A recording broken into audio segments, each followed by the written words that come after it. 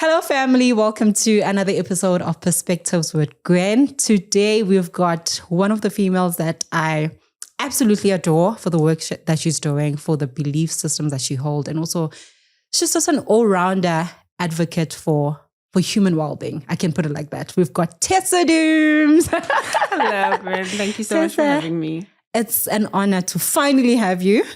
She's such a busy lady doing all the good stuff, doing all the good stuff out there in radio, social and political activist. Yeah. We'll put it like that. But I want to go to your Instagram profile.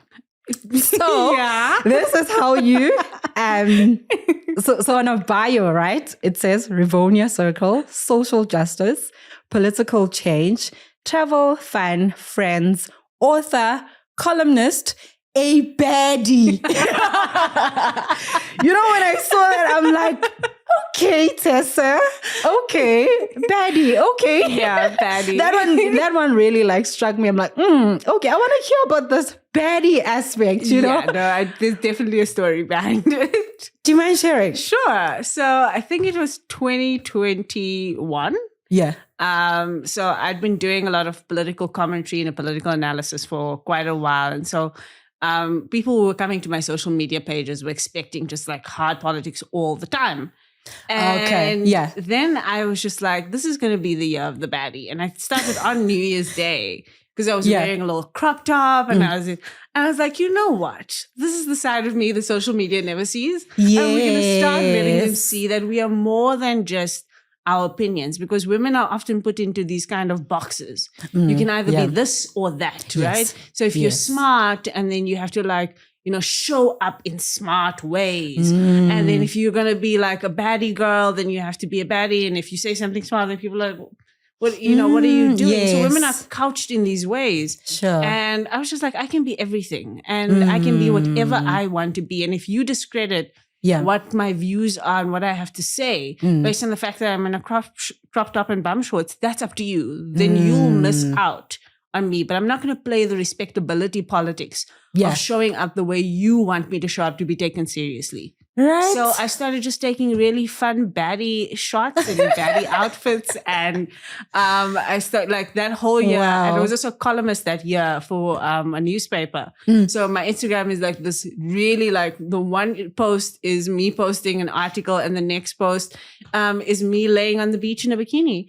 That was that whole year just to remind myself as well that I'm a well-rounded person, that I'm more than just my passions, my intellect, or my activism. Yes. I'm also a girl. Yeah. And so I get to be that too. Oh man, so interesting.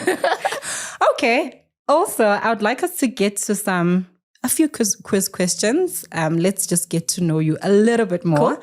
So what's your favorite midnight snack? Ooh, good one. Dried mango. Is it? Yeah. Okay. So I love mango in general. It's my favorite fruit as well. Yeah. But I've taken to like dried mango or grapes. Grapes have become another one as well. Okay. Try to keep it on the healthy side. Yes, that's what I'm thinking. Quite healthy. But yeah, it's also just, it's sweet, but like it gives you the sweet treat, but also a little bit on the healthy balance. side. Yeah. Nice balance. Okay. Next question. What's the best surprise you've ever received? Ooh, shucks, that's a hard one. So about 2-3 years ago, so I've never been married. So I've lived on my own for the last 20 years or so. Okay. And so my family is really traditional. They're very traditional. And so I think my parents particularly haven't always known how to kind of celebrate me because I haven't had the wedding or the baby, or, all those things. Okay. And so one year for my birthday, though, my mother got my family to give me printouts of big moments in my life. Oh, that is so sweet. And so I now have this wall in my house of different pictures and different moments in my life. Oh, man. And it was this moment of affirmation where I realized that my parents could actually see me. Wow. That even though I hadn't followed hit all the milestones they would have imagined, they could actually see the milestones, even though they didn't fit their image. And that was a big surprise for me. Yeah. So, yeah. Oh, man, that is so wonderful. Sure. If you could have any superpower, what would it be? time travel, or just traveling, like being able to zip from one place to the other, being able to teleport. I hate Right. so I hate travel. I love traveling, but I hate travel. Okay. So I love being in different places. But the getting there part. Absolutely. I gave up driving for that reason. Really? Yeah, You don't I drive? don't drive. I can drive, and I drove for 15 years, but I don't drive anymore because I'm just like, I don't like this process. Sure. So yeah, I don't subject myself to it anymore. But if I could just teleport myself anywhere, that would be fantastic. Look at you. Okay, and your favorite memory? Ooh, sheesh. So favorite memory has to be a travel memory because I enjoy travel so much, and it would be going to Costa Rica. I was in Costa Rica for work for a few days, and so I got one day to kind of explore, and so put myself on a travel tour bus and explored the countryside of Costa Rica for a day, and ended up in a hot spring pool by myself on the side of a mountain, thinking, how did a girl from Elders end up here? Right. I was like, I am in a natural hot spring in Costa Rica on the side of a mountain by myself with nobody I knew there, and just figured this is weird that a girl from Elders ended up in a hot spring in Costa Rica. Oh, that's nice. Yeah. Would you do it again? Oh, absolutely. So love travel, would travel by myself and do travel by myself often. Yeah. And I think it's one of the blessings of the life that I've lived is that I've gotten to go to 22 countries. And it's been the greatest blessing because, again, like I said, being a girl from Elders, never even dreamt of going to other countries. The first time I got the opportunity to travel outside the country was to go to Lesotho. And it was for a research project. I was a third year student or something. And one of my professors just said, if you want to come and be like a sidekick on this research project for a few days, get an emergency passport today and we're going tomorrow. And that's how my travel life started. But that was one of the beautiful things about the life that I've gotten to live. And I think it changed me, transformed me, because I never imagined being able to travel. Didn't ever occur to me. Okay, last question before we get to the meaty part of this episode. If you have one karaoke song, what would it be? So I am a karaoke babe. Really?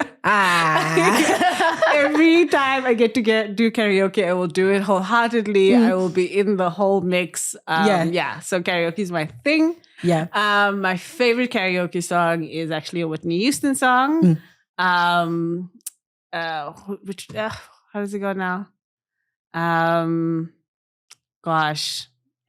No, so I Want to Dance with Somebody a lot as well. That's a nice one. That's the one of them. Yeah. And the other one is I Can't Live Without You. There we go. Babies love that one. Hey? I don't know why, but you find young kids like gravitating towards singing that song. So it's beautiful. So Whitney Houston. I'm a Whitney Houston fan as well. So. Oh, nice to get to know you. I'm sure our viewers also appreciate just getting to know Tessa all-rounder and your interests and whatnot. But let's get to the actual conversation. Maybe let me start it off by asking you, what would South Africa look like without this constitution? Sure. That's an interesting one. So let me say this about the Constitution, right? I am a constitutionalist, but I'm not married to this Constitution.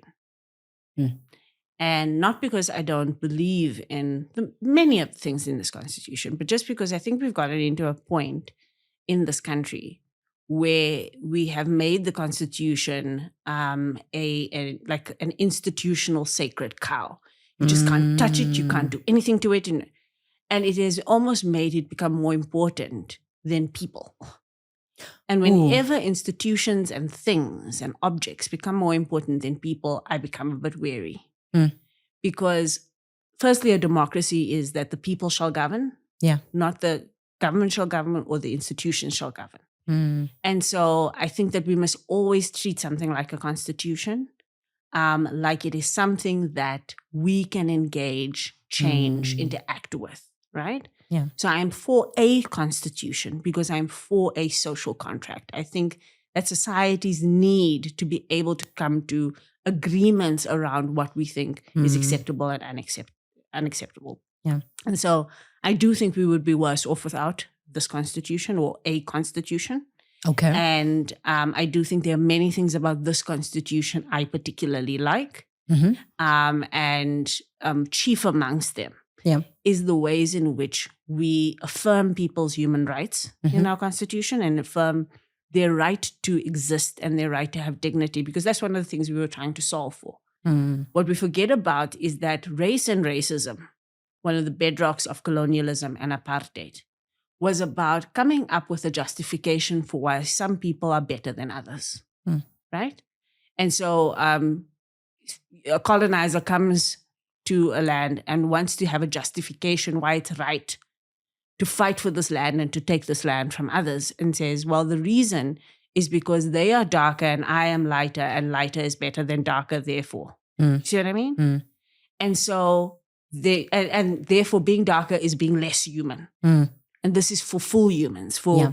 That's what racism actually is. It's a pronouncement that some people are more human than others. And so what you need is an agreement that we are all human, and as humans, all have the right to exist and the right to the things that make us human, right? So our human rights are about that. And so I believe in a constitution that affirms that, because we come from a history where so many things have been used to make us lesser than. It's the same thing with patriarchy. Patriarchy is about men thinking that they are more evolved humans than women are.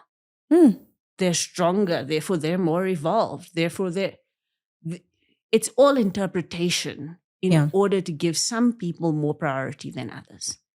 And so I believe in a social contract that says we are all human first. And as humans, there must be a base that we all afford each other in terms of our humanity, right? And if I can make it really concrete, it was a lesson that I learned during COVID-19. During COVID, or when we were just getting to the beginning of lockdowns. And I remember there was messaging that was coming from different political parties and sectors saying, you can't lock down the country, because if you lock down the country, people can't work. And if they can't work, they can't eat. And I'm like, no, being human, you need to eat to live. And if we value life, it mustn't be, I can only eat if I work. What does that mean? Ooh, wow. What does it mean to say that if you don't work, you don't eat? That means the 1-year-old child that can't work shouldn't eat then, because they didn't work. So we have to come to an agreement that certain things you get because you're human, not because you are human and. And I think that's what our Constitution does well. Now, what the Constitution doesn't do well, perhaps, is help us broker some of the difficulties about the and then and the how we get to make all of these things functional. And I think that because of that, and also because we haven't necessarily done the work of getting buy-in to the Constitution, of explaining it, of debating it, of listening to people when they say they don't understand it or agree with it, we have created an antagonism with the Constitution.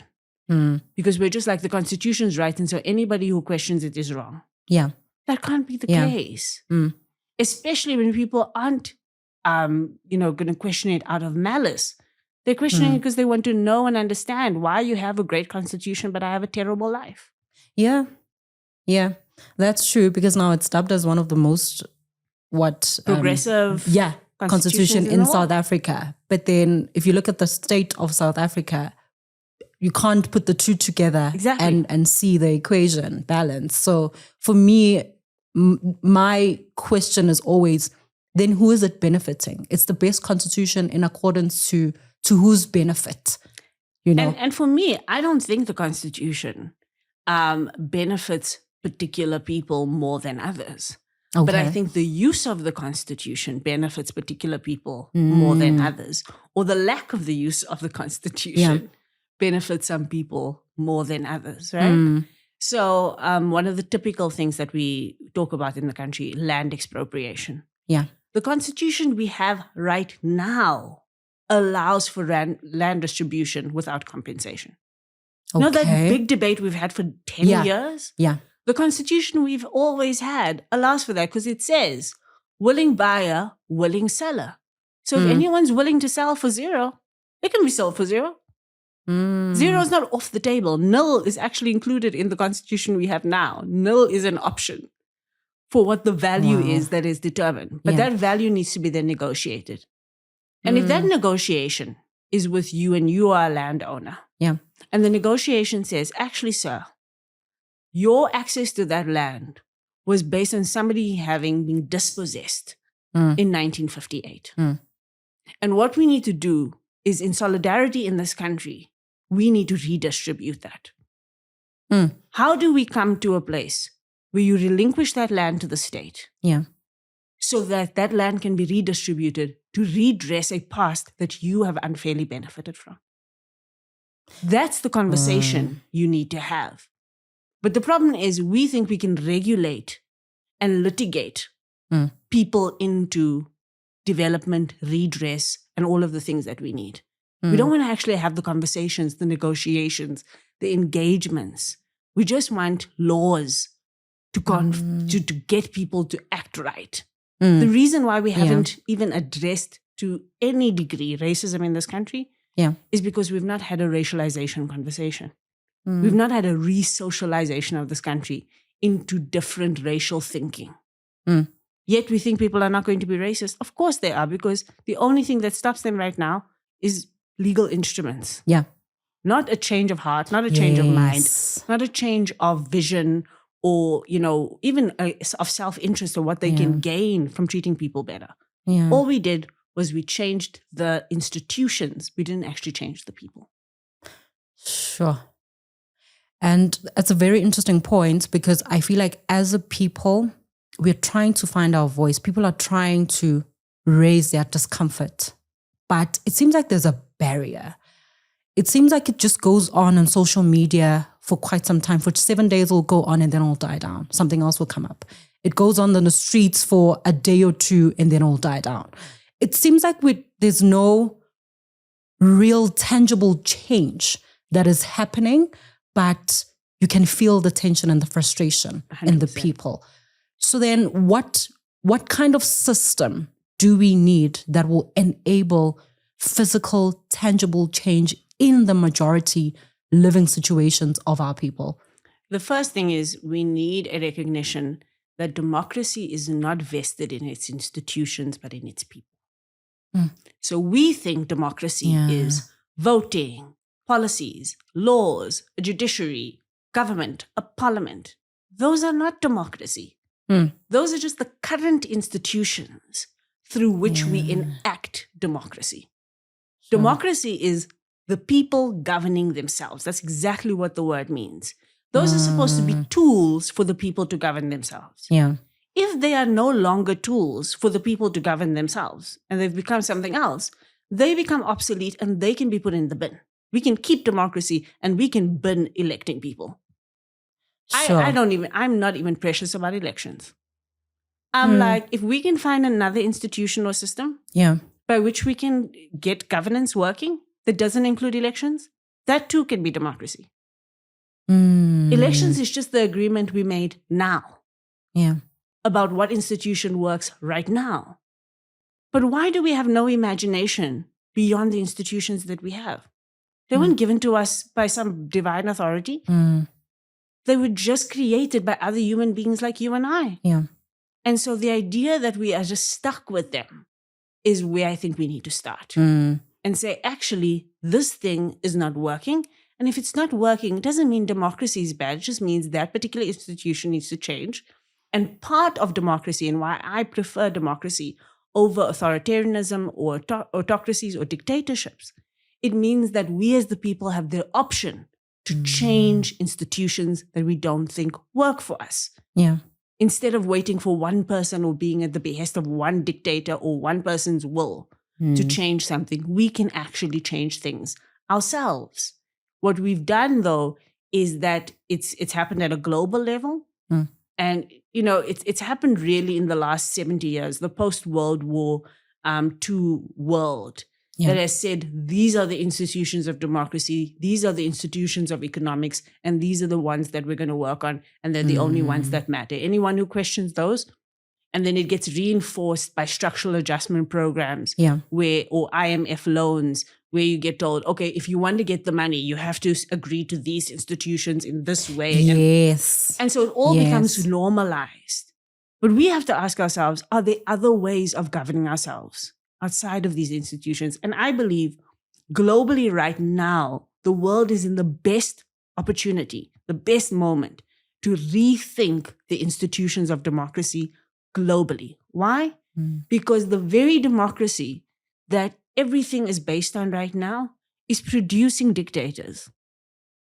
Sure. We are voting in dictators using democratic means through the institutions we call democracy.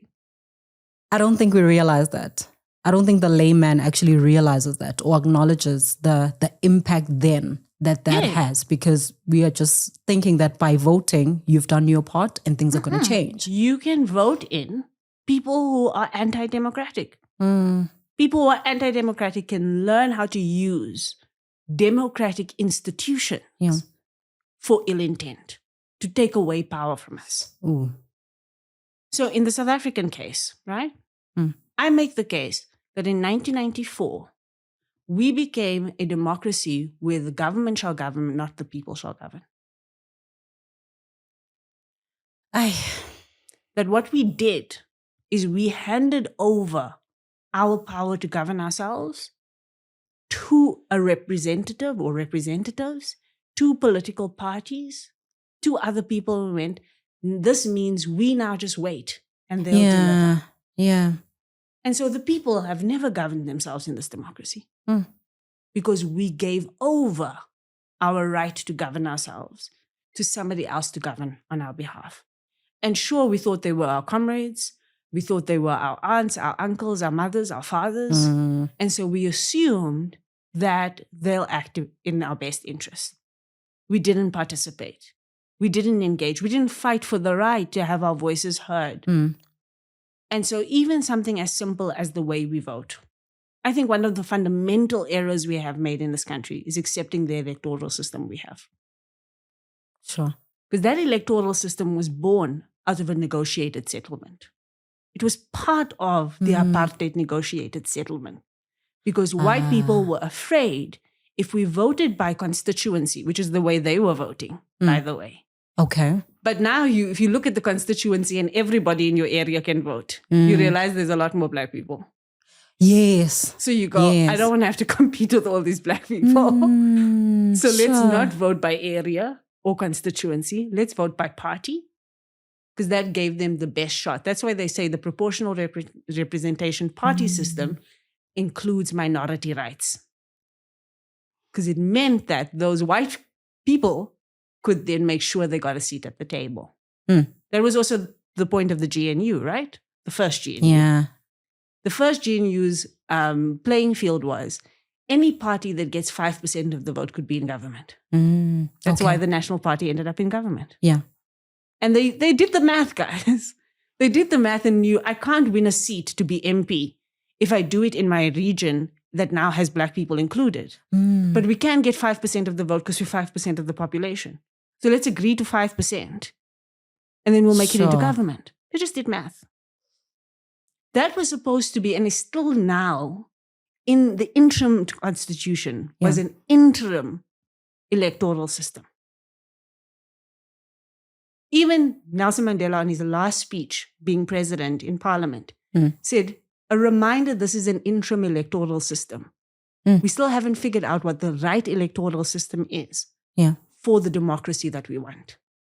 We haven't changed it yet. And so we haven't done the work of building the democratic institutions that can actually build the society of our dreams. In fact, the other argument I'll make very strongly is that we have borrowed and kept way too many apartheid institutions. And so we are building a democracy on the basis of a crime. Sugar-coated as privatization. Yeah. Yeah. That's where we're going. 100%. And that's such an important word, right? Because think about how much of South African life, of good life in South Africa, is privatized. Yeah, water, education, school, electricity. Electricity actually is the least privatized of them all, right? Yeah. When I realized that there were now insurance companies for private fire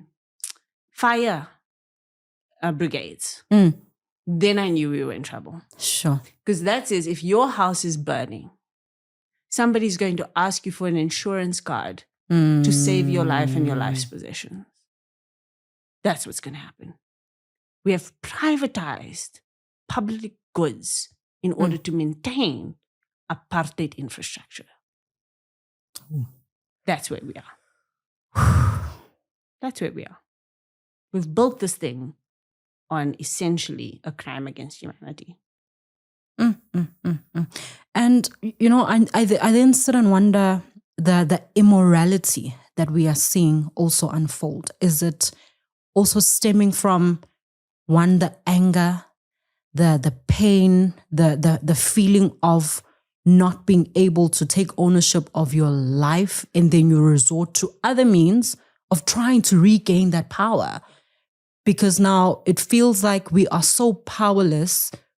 We are just hoping that someone does the right thing. We're just hoping that our president does the right thing on our behalf. Yeah. So I'm not sure how we are also getting, or how this political system, or how this system, this governing system, has also impacted or played a role in our moral campus, because that's where we are struggling also the most. So let's start with the fact that I've just said we've built and we are building on the foundations that is a crime against humanity. Apartheid was immoral, but it was functional.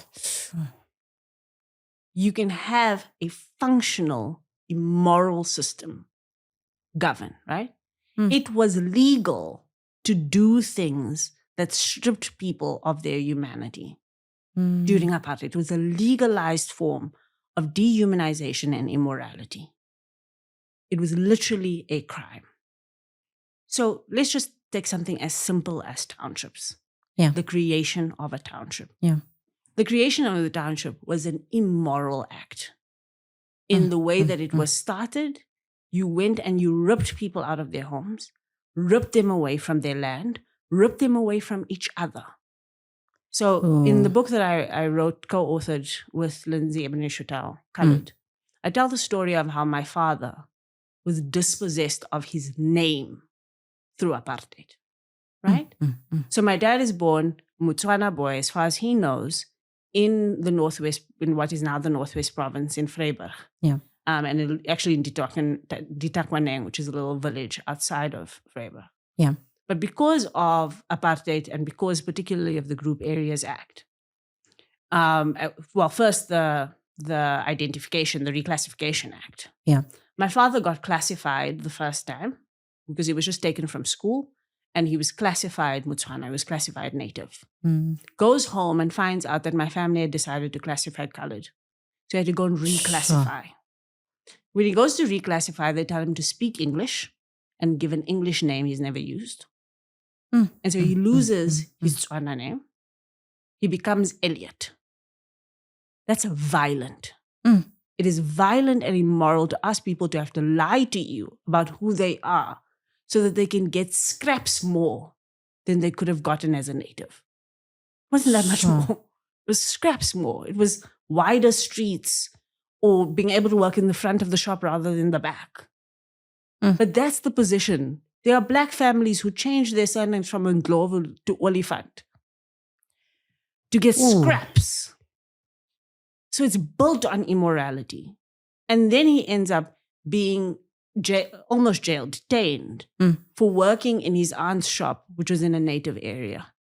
And so he has to leave home. He has to be separated from his family, all to justify apartheid and make apartheid functional and workable, right? Yeah. So that's the kind of system that we have built this thing on. violence on violence on violence on violence. That was it. The violence of being told that you can't be here while somebody else is there. There was this inherent violence of dehumanization and powerlessness. Now you create a township like El Dorado Park, where I'm from. Yeah. And my father and many other people just get thrust in there. You must not just make community. You must just make this thing work. You don't have access to your land. You don't have access to your resources. You don't even have access to your family. But just make it work there. You also don't have economic opportunities there, by the way, because this is just a reserve for you to live so you can go kilometers away to economic activity where white people are, because white people are the cornerstone of economic activity. White person can walk to their job. They are within, one of my professors, white professors, actually told me that white people have learned to live in a 10-minute radius. Everything in their lives is in a 10-minute radius. Yes. Because that's how their lives are constructed. He was like, if you want to build a quality life, that's how you do it. Which black person in South Africa can just choose to live in a 10-minute radius when they live in a township? Can't. Sure. And township, your radius is a 2-hour radius. That's the radius of your life. So townships were meant to be a physical, violent representation of making people's lives difficult, poorer, harder, etc. Why do we still have townships today? Why have we maintained apartheid spatial geography almost to a T? Why has progress meant in a black person's life going to a white area? Yeah. Because we have not dismantled apartheid. Our fundamental problem is we've not dismantled apartheid. And so with the ruins of apartheid we live in, come its immorality. Come the sense that you have to fight every day. Come the sense that you don't own any of this stuff. Remember in the July riots when people were being interviewed on TV and asking, why are you burning down Macro? I don't own it. Why are you burning down a school? It's not mine. Yeah. People have a chronic sense that they do not own this thing. It does not belong to them. And now there's no rationale that makes it make sense. Apartheid, there was at least a reason that made sense. And you can fight that system. Now, what are you fighting? Why are you in Alex and you're looking across and you're seeing Santon and you're like, how did they become them? And they look like me now. So the rationales don't make sense anymore. And people are realizing the system is rigged against me. So why am I playing the game? Yeah. And so that takes us to our most debased forms of ourselves. We were like, if the system is not for me, it's supposed to be the best system in the world, then why do I act why am I playing the game with it? I'm going to be for myself. I'm going to do for myself. I'm going to get what's mine for myself. And that is building and breeding the worst versions of ourselves. Sure. Tessa, for someone who doesn't understand maybe the rottenness of this system, because you find other people saying, I don't want to do politics. I don't want to be a part of politics. But you hear other people describing now South Africa as a mafia state because of actually what it is. And then we hear people like Mkhwanazi coming up and telling us all of these stories. And then people are like, no, we know. He's just confirming something that we know. But then it's become so normalized. We've become so defenseless against this evil system to a point where we're like, well, we kind of knew. He's just confirming something that we didn't know to its extent. Yeah. But now, what do you say to someone who still feels like they can't do anything about it? Let me first tell you two things, two anecdotes that reinforce and explain, what you're saying, just in a very, very lived way. Yeah. So 2022, 2023, I was doing a lot of community engagements. We did about 100 different communities across the country in about a 2-year span, just talking to people about their experience of politics, democracy, and governance. And one of the things we would ask people to do is reimagine South Africa and then imagine a 6-week project that they could do to just start working towards the South Africa that they want. And that would really get people going and excited. Yeah. But a lot of times when we got to the action point and people having to come up with something, people would be really reluctant. And I'm not talking here about entering politics or whatever. This is like do a soup kitchen or people wanting to do a clinic project. And people would say, we're worried about doing this because we don't want to die. Ooh. Yeah, we're worried about doing this because we don't want to die. Went to a community in KZN, rural community in KZN. And we asked people to give a sense of what are the things they'd like to change in their community. By a show of hands, the biggest thing that people wanted to change was the ward councillor. Now, this is the one thing you can change, apparently, if you have an elective system and democracy. I'm like, then just vote for another person. Yeah. So when I try and interrogate why people want to change the ward councillor, somebody says, I'm not trying to die. None of us are going to tell you why, because none of us are trying to die. Sure. So stop asking. We're not going to tell you. Oh. And so we underestimate people's fear of retribution, death, if they do good in their communities, not even if they enter politics, if they do good. There are people afraid that politicians' power will be challenged and threatened by them doing good in their community. And so they don't. The number one question I get asked by young people who I say, why don't you enter politics? They say they don't want to die. It's the number one answer I get. I promise you. So we really have a much bigger problem than we would like to admit. Right? The second thing, in terms of just this, getting involved and engaging in the politics that we want to see. Yeah. Young people don't believe the thing is for them. They legitimately do not believe that the thing is for them. Yeah. They believe that they are being used in a system for somebody else to get power. And that's the way that we've set it up. We've really set it up that it is on somebody else's behest for somebody else to get some sort of benefit from. Yeah. And young people are just like, democracy is not for us, it's for somebody else. And so we're going to sit it out because the system is not designed for us. It's designed for an elite few. Now, there's something going on globally that is getting a lot of people political traction, but we're not actually naming it. Yeah. So let's go to Donald Trump. How did Donald Trump ascend to power?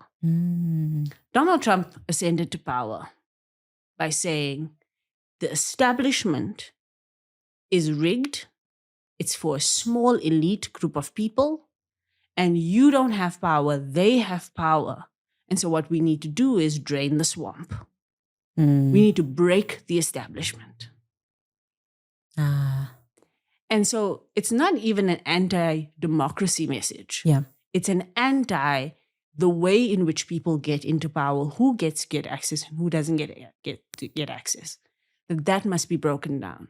Now, of course, the sleight of hand with a Donald Trump is that Donald Trump himself is an elite. He's just an economic elite, not a political elite, right? But he's echoing something that people are feeling.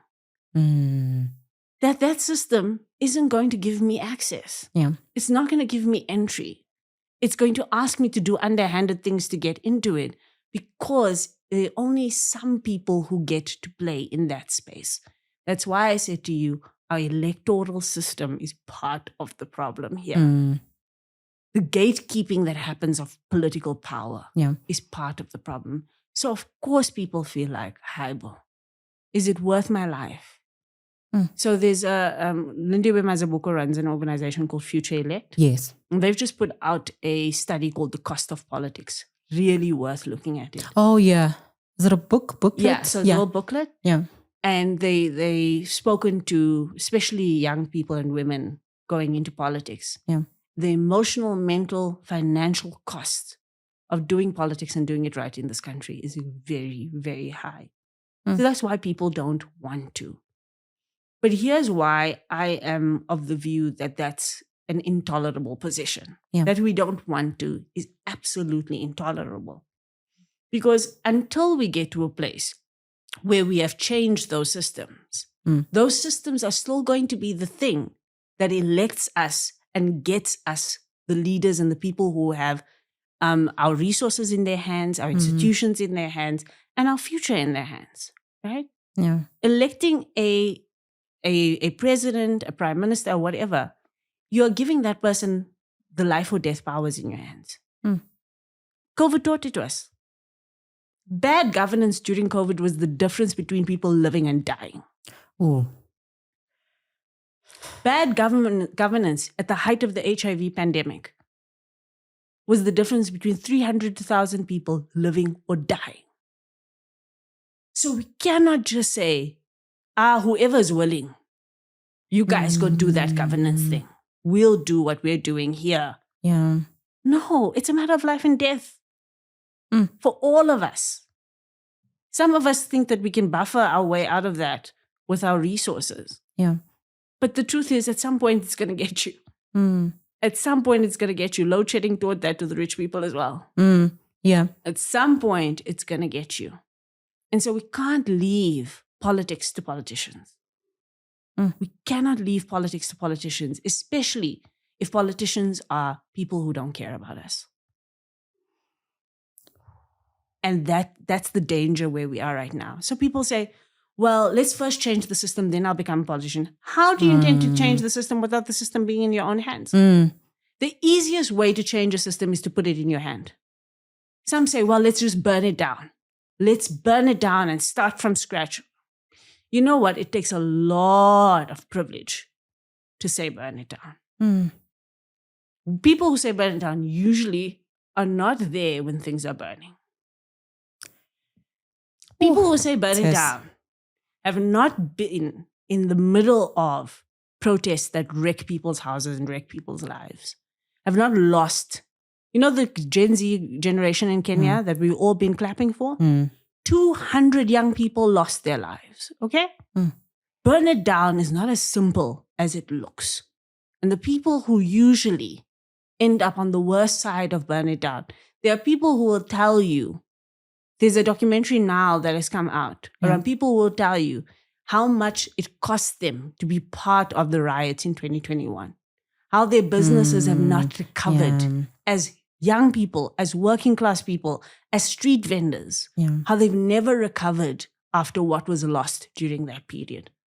So burn it down also comes at a cost. And if you don't have a replacement or what comes next after you burn it down, you're in even bigger trouble. Ask the people in Sudan. The people in Sudan, the activists in Sudan for 7 years built up to a revolutionary moment to rightfully get out a dictator. But because none of them had the courage to come up with a political plan for who replaces him, they found themselves worse off than they were when the dictator was there. Because you have to have the political courage to actually lead. Yeah. The difference between the people in power and the people with capacity not in power is courage, not competence. Sure. If you're looking at people you don't respect that are leading you, the difference between you and them is they have courage and you don't. And you have to ask yourself, when am I going to have the courage to respect myself enough to lead? So I don't get led by people I don't respect. Sure. Tess, you spoke about coming from a family of faith. There's a scripture in the book of Proverbs. It says, when the wicked rule, the people moan. But when the righteous are in power, the people rejoice. I think we've discussed it. We get it. Do you think we really have the wicked in power? Yeah. Other people mourning. Other people mourning. And how do we practically, because I don't think maybe we have this conversation enough of how much moral campus impacts also the decisions that are being made. How your convictions and your values and your principles actually impact what you say yes to and what you say no to in parliament, in judiciary, and the likes. Absolutely. And here's the difficulty around not gauging the morality of the people who we vote for and using that as a stick, a measuring stick on who we are willing to give power to. Is that you think that giving somebody water, sanitation, you think these are common sense things. They're actually not. They are a question of morality, right? They are a question about whether or not you think the other person's life is worth your efforts. They are a question of what you believe and what you think is right and wrong. And so we don't want to have conversations about what is right or wrong. We want to have conversations about what's expedient. What's going to be the quickest thing to do? The fastest thing to do? No. This is again why I say a constitution is important. It gives you the opportunity to have conversations about what is right or wrong. And in this country right now, we do not have the same moral compass or even close to it, but we're not willing to have the conversation. Right? We just want to, and especially people who are pro the Constitution, want to beat other people over the head with the Constitution is right. Not what is right about the Constitution. Yeah. It's just the Constitution is right and you are wrong. And that doesn't endear anyone. It doesn't change their minds. It doesn't persuade them. It doesn't do any of that work, especially if we're coming from different vantage points and different moralities. So I do think that from time to time, every society has to have engagements about, do we agree on what is right and wrong? And to what extent do we agree on what is right and wrong? And how do we persuade each other rather than just accept that we are, because that's dividing a society. You cannot live in a society. It's the same with a household. Yeah. The longer you live in a household with people where you just fundamentally don't agree on what is right and wrong, it's not going to work, right? The same is true for a society. So many people have had issues with the national dialogue. So let me say why, and I've gone on record saying I'm pro having a national dialogue. Not because I'm interested in a Sandton Convention Center meeting of all the usual suspects and all the elite group, no. Yeah. Because what I'm interested in is a real opportunity for different segments of the society to start to debate and re-engage each other on what we think, what we believe, and what it is that we want for the country. Because it's, for me, very clear right now that we're operating from different moral bases, from different belief sets, and that we are not willing to hear each other or engage each other. Too many people have said to me, I don't want the national dialogue because how are we going to stop so-and-so from talking? How are we going to stop so-and-so's perspective from coming out? Yeah. Especially because my version of a national dialogue is go street to street, community to community, ward to ward. If you're not going to do that, don't do anything. Okay? If everybody can't participate, then no one must participate. That's my version of a national dialogue. But I think we need to hear each other out. You were saying earlier, we don't hear each other. We aren't listening to each other. We don't feel heard. And I think this is an opportunity to do this. But how does this translate when you think about who rules, who governs? Yeah. At this point, we have gotten to a point of frustration so much that anybody who just says something that is contrary to the status quo is the person that we will put into power, regardless of whether they had the right kind of views, morals, principles, whatever. And I'll take you back to the Donald Trump example. Donald Trump's morality was put on trial in the American public. And they still voted for him. They still voted for him. And then they got surprised when he lied to them. And I'm just like, no, guys, you said he was a bad guy. He had lack of ethics and morals. But because he was the only person willing to call out the institutions, things must change, they voted for him. So now we're making people choose between their politics and the necessities of their lives, because the political is personal, and morality. So now you must look past somebody's poor ethics and morals that you don't agree with because they're offering you water or sanitation or this or that. And so we do have to re-engage in these questions and bring them together again. We have to bring our politics and our morality together again and ask, how do we get people who are both vested in the kind of power it takes to make a government function and the kind of morality it takes to see us all as human? Those two things must be able to live together. The days of being able to say, politics is for the worst of us. Yeah. No, politics is a dirty game. Change it, clean it, something. It's only dirty because we've allowed people who will make it dirty to be there uncontested. Uncontested. And guys, there are so few of them versus us. Let me give you the stat. Ooh. The biggest political party in terms of membership in this country has below 1 million members. At best, this is audited. At best, if you give it unaudited and you give them bravado, it's about 1 million members. Sure. That's political party membership, is about 1 million members.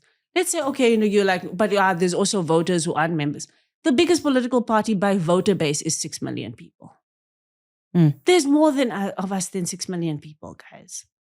But why doesn't it come out like that? Why isn't the layman not seeing it like that? Why does it seem like there's actually nothing we can do because we are outnumbered, we are outpowered and all the likes? Is it good PR or what is it? It's a combination of two things. One is you are being distracted by your own poverty. Oh, sure. Poverty is a very, very time-consuming state of being.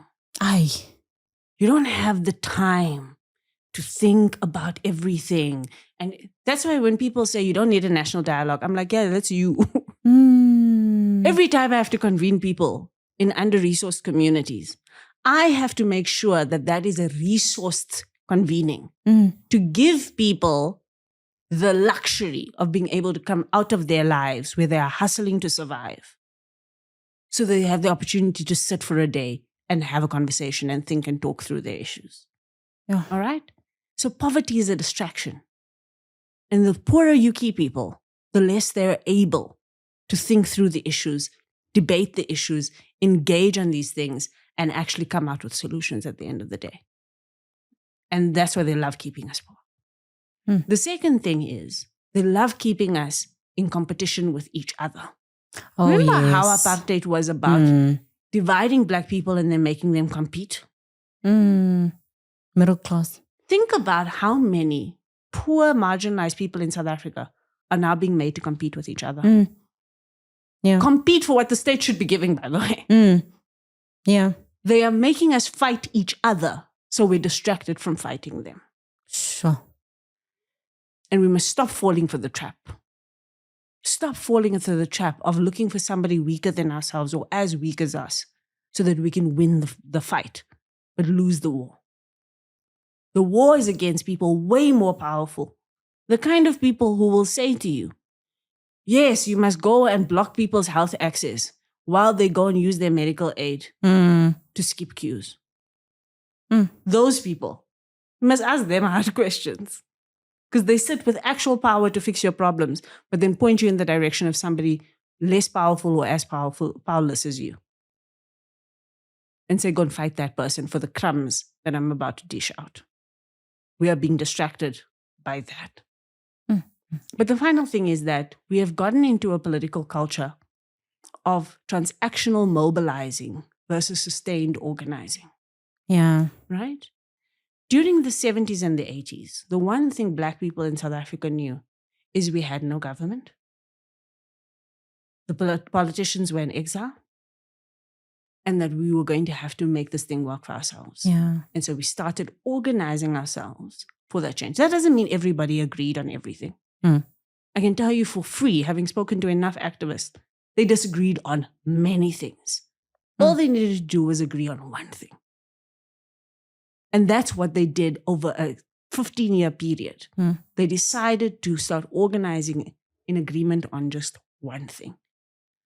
If the millions of people, just the ones who've not registered to vote, decided to organize themselves on one thing that they agree on rather than the things they disagree on, they could take out the ANC in one election. Let me give you the numbers. Sure.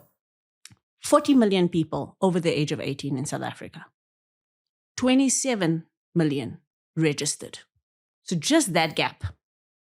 I'm just talking about those people. They make up about what? 12%? Oh, 12 million people? That's 12 million people, right? From 40 to 27%. How many votes did the ANC get in the last election? 6 million. The unregistered eligible voters are twice as many as the ANC voters. All they need to do, they could decide to vote for a cat and the cat would get 2 times more than the ANC. They're keeping us distracted. They're keeping us divided. And they're keeping us from finding a common purpose because they know the common purpose will be to defeat their power. Yeah. Let me give you a story of hope because this has been a very depressing podcast. The story of hope for me comes from a group in Zambia called Youth for Parliament. Youth for Parliament started in 2018. 22 young people under a tree in a very remote part of Zambia who had all been told no, they cannot be on their party lists for the election that was coming up. And so they decided what they were going to do is they were going to get young people in Zambia across party lines to vote only for young people. Yeah. So regardless of the party, the mandate is only vote for young people. Now in Zambia's system, you can at least vote for the individual. They're still under their party. Yeah. But think about the ward councillors. Oh, okay. So think about it in that way. Okay. Right? So every ward councillor that's standing, we're only going to vote for a ward councillor if that ward councillor is a young person. Without any money, and they made a commitment not to raise money, without registering an organization, without registering a political party, they managed to get 60,000 registered volunteers. Sure. 60,000 registered volunteers. Yeah. And they got 100 young people elected in 2021. And there was only one mandate. Vote for young people. Young people only vote for young people. They were able to shake up all the political parties at the same time. Wow. One of the guys who started that is now the Secretary General of one of the largest parties. Ooh. And they came to recruit him, by the way. Sure. They came to recruit him. They came to say, actually, we need you here. Because young people decided they were going to ignore the system, ignore the barriers, ignore the status quo. And they were going to use the one power that they had. They had more people. They didn't even have money. They had more people than the politicians had. Sure. And so what we really need here is for people to find common purpose, to decide that the system and the powerful people, even the powerful people who pretend to be on your side, all of them, say everybody in the bin together, all of you in the bin together. Yeah. We are actually going to use our power that we do have, which is our people power, to actually push all of you aside and get what we want and get in the game and get the stakes. Yeah. And I think that's absolutely possible. Sure. We have to stop being distracted. One final question before we wrap up. Speaking of being distracted, do you think the xenophobia topic or what's happening right now where we are saying, no, these ones must go back where they come from? Are we actually fighting the real fight of foreigners? Because who are the real foreigners? And if we are fighting the fight of foreigners trying to take over and we are competing with each other and we are overpopulated and the likes, who's the real foreigner that we should be fighting? And right now, where should our energy be going to the most? Sure. So let me be very clear about the issue around foreign nationals and the various implications of having as many migrants as we have in our country and all of that and people's ire around it. Number one, let's just take the healthcare issue. Yeah. Do you think in your right mind, you know anyone who's going to wake up in their house somewhere in Zimbabwe and think, geez, guys, I'd like some basic healthcare. Let me travel thousands of kilometers. Use money and resources to travel thousands of kilometers so I can go and get some paracetamol there in Joburg. Is there anyone doing that? No, because a big part of the ballooning of the numbers hasn't been people who are resident here. And even the Dudulas of the world tell you, it's people coming in and out. So I'll come in, I have my baby here, and then go back. Come in, get my meds here, and then go back. There's an in and out going on. There's even a bus people are talking about that's moving around, getting medication, taking it. So it's not people who are coming here to live and settle and all of that that's causing this ballooned number. That being said, then that's why I really want, even moving here to come and be a domestic, are you really thinking people, if the things that people are doing here were possible to do in Zim, don't you think they prefer to do it there? Yeah. Their lives would be easier. Of course. Yeah. And so the first battle is to not let the Zimbabwean government, the Namibian government, whichever government it is that is failing their people in Africa, we should not let them get away with it anymore. We can't. They are elites that are benefiting of people's strife, and it's costing us. Yeah. You want to fight? There's your first fight. There's a powerful target for your fight. And also asking our government, why are you still sitting around the table with these people who are costing you millions? You are still going to Mnangagwa's things and you're playing nice. Yeah. He's costing you billions because he doesn't want to provide healthcare to his people. Get him to provide healthcare. Why is that not the thing that we are calling for? Why are we not asking questions about why Mozambique is allowed to be in the state of disarray that it's in when we know that the next crisis is going to be the Mozambican crisis at the scale that you have the Zimbabwean crisis? And then our own politicians went to the inauguration. So that's number one. That's your first target that you could have in terms of what's the real foreigner in your context. The second thing is thinking about what levels of desperation people are in the country, both here as the people who are saying we don't want foreign nationals here and the foreign nationals who are making these long trips to come and get healthcare. The levels of desperation that people are in are way higher than we think they are.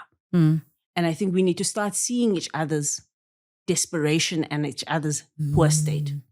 Remember the Usundiso fire, the Joburg fire? Yes. Where 77 people died. The majority of people who died and the majority of people who were in that building, I know for a fact were South Africans. I know it for a fact. I was in that building. Sure. I walked the ruins of that building. I journeyed with those people for 3 months. This year, one of the Eastern Cape people were buried this year. We were raising funds this year to get them buried. So what we're not realizing is that while we're fighting poor migrants, we're fighting poor migrants while we still have poor South Africans in those same situations, in those same buildings, in those same conditions. There are millions of South Africans who don't have an ID. There are at least 700,000 South Africans in a battle with the state right now to get access to their IDs. 700,000 are in court with government right now. Are you going to tell those 700,000 people they can't get services? Because the government has failed them in getting them IDs? Or are you going to tell the people who are in the Insudiso building who are from KZN and the Eastern Cape that they deserve to die because they allowed themselves to be caught up with a hijacked building by hijackers, who I know were Zulu, by the way. Sure. Because they came to where the people were being held and asked us, can they have their money from their people? So really, we are not looking at the fact that they are South Africans in those exact same set of circumstances. And here's my worry, is that when the migrants are gone, the lack of services in rural Eastern Cape will continue to mean that there's inward migration from the Eastern Cape that is going to make the queues in Gauteng longer. And as they deteriorate in Northwest Province, where do you think those people are going to come? We are all going to converge at some point because we're not fixing the system. We're not fighting the system. We're not fighting for the system to be fixed. If every South African in this country had access to good healthcare, do you think we would care to share it? Of course we not. wouldn't mind. If we just got the basics right, sharing would be easier. Sharing would be easier. Yeah. But because we don't get the basics right, we have to fight for crumbs. That's my worry when it comes to that issue. Tessa Dooms, thank you so much for gracing our platform with your knowledge, your wisdom, and your passion. And I think if one has to take away something from this episode is the passion to do something and to be a voice of reason and to actually play a part. After tweeting and speaking about it on socials, let's do something. Yeah. And let's do something physical, something tangible, something that will result in changes that we want to see, that we long for. And I think it starts with me and it starts with you, not any other person outside of us. Yeah. And we have to be willing to do that. It's part of the reason the way that my work has been structured in the last few years. Yeah. Has been about how do we enable people to do things? How do we get people to actually feel like they have the political will, agency, strength, the power to act? Yeah. Because, some people say, you should become president. You know what? Yeah. What's more important is that as many of us as possible find our power. This idea of looking for one messianic figure and one savior that's going to fix it all, that's not what's going to solve it. So I see my role as trying to organize the society so that we get more champions for change rather than one messiah at the end of it. So that's what I hope I can do. Sure. And we are here. We are here. Yeah. I know there's many other viewers who are going to lift up their hands and say, I'm here.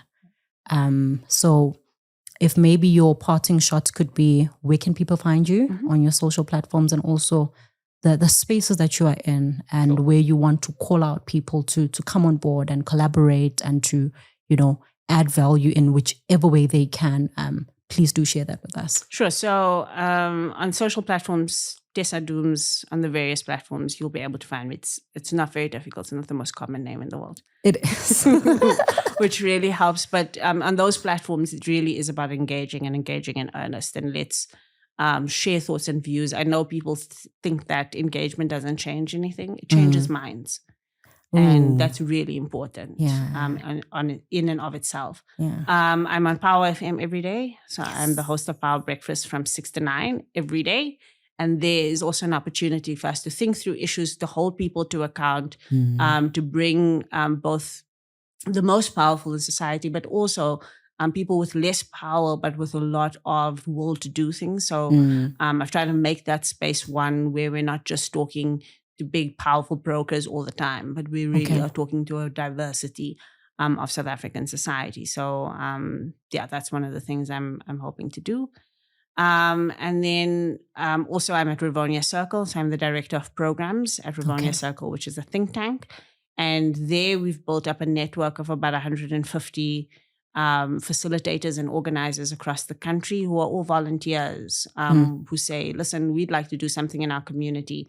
Can you help us? Can you partner with us in doing that? Yeah. And so whenever we have programs, we have a democracy builder program, we've got a political theater program, we partner with communities and community-based organizations in order to bring back organizing energy into their own communities. Yeah. And so that's also another way that we engage and we can link up and connect. And then the national dialogue, I mentioned it earlier, but I've decided that this is one of those spaces that I really want us to occupy. And so I've been engaging with different civil society organizations for us to use this moment and this opportunity, not just to have some highbrow conversation in Sandton, but to really organize street by street and in different spaces. Yeah. And so I would encourage people to really listen out. I've really been trying to influence that space to get mass participation, mass rollouts. So that any investment, I don't think it's going to be 700 million. better not be. But that any investment in it goes into actually organizing society. Yeah. And so I would call for people to ask for and demand space in that process, and demand that process not only be a space for talk, but a space for action. So one of the things that we're championing in the national dialogue process is what they call the rapid response part of it. Okay. And saying that you can't just have people get together and engage. You have to, as government, as different brokers, as business, be ready to respond to what people say immediately. So if people say there's an issue with water in my community, it shouldn't be that at the end of the dialogue, somebody's going to say something about it or do something about it. What is the rapid response that can happen now that fixes those issues in the moment? And I think we must just fight for this, because it's going to happen whether we like it or not. We must fight for it to be the kind of process. And that's something that myself and many other, there's about 400 civil society organizations that have raised their hands already in the last 2 months that we've been trying to mobilize people to get involved. And so there's something called the social mobilization task team of the national dialogue. That's where we're trying to really crowd in community-based organizations and civil society organizations to make sure that it's not just an elite conversation. So those are various ways to engage with the work we're doing. Thank you so much once again. Oh, and there's one more. If you live in the city of Joburg, I'm part of the Joburg Crisis Alliance. Okay. And that's also been bringing together over 40 or so residents associations in the city of Joburg, and groupings in informal settlements in some communities in the south to start to fight together for issues like water. So I know there's a water protest that's being planned for the end of September to get the city of Joburg to get its act together around water. So things like that. Yeah. But the Joburg Crisis Alliance is also a space for organizing. Okay. Yeah. So I'm bored as you are a very busy woman. I'm bored. So bored. You are very, very busy. So we'll not take up any more of your time. We'll let you go out there and be great.